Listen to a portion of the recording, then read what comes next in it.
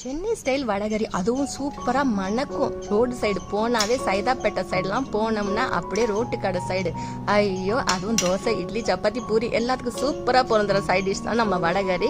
இது சாப்பிட்டவங்களுக்கு தாங்க தெரியும் இதோட அருமை. சாப்பிடாத ஃப்ரெண்ட்ஸுங்களுக்கு இது எப்படி செய்யலான்னு பார்க்கலாம் வாங்க.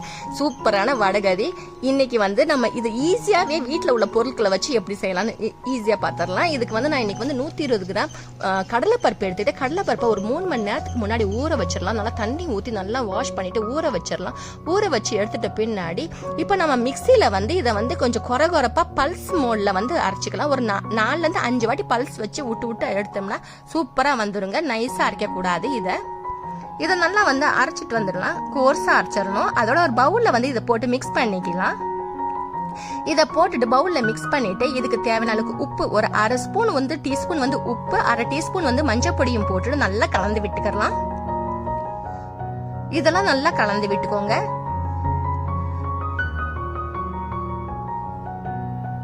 இது சூப்பரா நம்ம நல்லா கலந்து விட்டுக்கிட்டு இதை நம்ம ஊற வைக்கணும்லாம் தேவையில்லை. ஒரு 1/4 டீஸ்பூன் பெருங்காய பொடியும் போட்டுக்கோங்க. ஏன்னா கடலை பருப்பு யூஸ் பண்றோம் இல்லையா, அதனால பெருங்காய பொடியும் நல்லது உடம்புக்கு. இதை நல்லா எண்ணெய் நல்லா ஊத்திட்டு ஒரு கடாயில அதோட குட்டி குட்டியா கிள்ளி போட்டுக்கலாம். இது வடை மாதிரியும் சிலவங்க தட்டி போட்டுப்பாங்க. சிலவங்க இட்லி பாத்திரத்துல கொலக்கட்டை மாதிரி வைப்பாங்க. அது வேகட்டும்னு சொல்லிட்டு இது மாதிரியும் செஞ்சுக்கலாம். ஆனா இந்த மெத்தட்ல தான் எங்க வீட்டுல அடிக்கடி நாங்க செய்வோம்.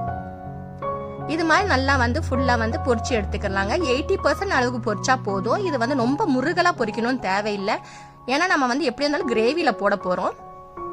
இப்ப நம்ம சும்மாவே இந்த வடை மாதிரி சாப்பிட்றதா இருந்தா ஃபுல் குக் பண்ணிக்கலாம். நான் இதை பொரிச்சுக்கிட்டு இருக்கவனே அப்படியே மெதுவா எடுத்து சாப்பிட்டுட்டேங்க. இது மாதிரி நம்ம எல்லா மாவையும் ஃபுல்லா போட்டு பொரிச்சு எடுத்துக்கலாம் பக்கோடா மாதிரி. அதோட நல்லா ஆற விட்டுட்ட பின்னாடி கையால நல்லா ஊத்து விட்டுக்கோங்க. இது நல்லா ஊத்து விட்டுக்கலாம். இப்ப அதோட ஒரு ஃப்ரைங் பேன் வச்சுக்கிட்டேன். நம்ம இந்த பொரிச்ச எண்ணெயவே ஊத்திக்கிட்டேன். அதுல இருந்து ஒரு 4 டேபிள் ஸ்பூன் எண்ணெய் ஊத்திக்கிட்டேன். எண்ணெய் நல்லா சூடாயிட்ட பின்னாடி பட்டை கிராம்பு ஏலக்காய் ஒரு பிரிஞ்சி இலை, பட்டை கிராம்பு ஏலக்காய் 2 போட்டுக்கிட்டேன். பிரிஞ்சி இலை 1 போட்டாச்சு.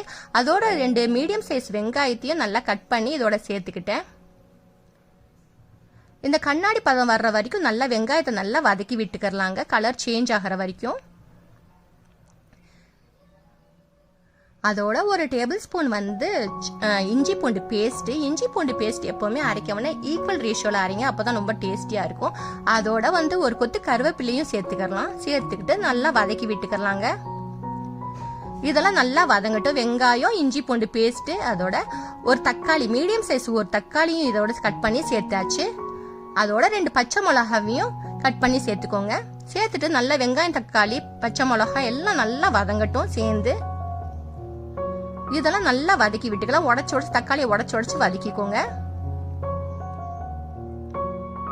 அதோட ஒரு கை கொத்தமல்லி இலையும் போட்டுக்கோங்க. ஒரு கை புதினா இலையும் சேர்த்துக்கலாம். அதோட இதுக்கு மசாலா பொடி 1 teaspoon chilli powder, 1/2 teaspoon 1/2 teaspoon தனியா பவுடர், அதோட சால்ட் போட்டுக்கலாம். சீரக பொடி ஒரு 1/2 டீஸ்பூன் சீரக பொடி, 1/2 டீஸ்பூன் கரம் மசாலா பொடி. இதெல்லாத்தையும் போட்டுட்டு இதுக்கு தண்ணி வேணும் இல்லையா, தண்ணி இன்னைக்கு 1/2 லிட்டர் தண்ணி ஊத்திக்கிட்டு தண்ணி நல்லா ஊத்திட்டு நல்லா மிக்ஸ் பண்ணிட்டு மூடி வச்சிடலாம். மூடி வச்சிட்ட பின்னாடி ஒரு 5 to 6 நிமிஷம் மூடி வச்சுட்டு நல்லா கொதி வந்துடும். அந்த கொதி வந்துட்ட பின்னாடி நம்ம ஊற்றி வச்சோம் இல்லையா அந்த பக்கோடா, அதை இதோட சேர்த்துக்கலாம். சேர்த்துட்டு நல்லா கலந்து விட்டுக்கலாங்க.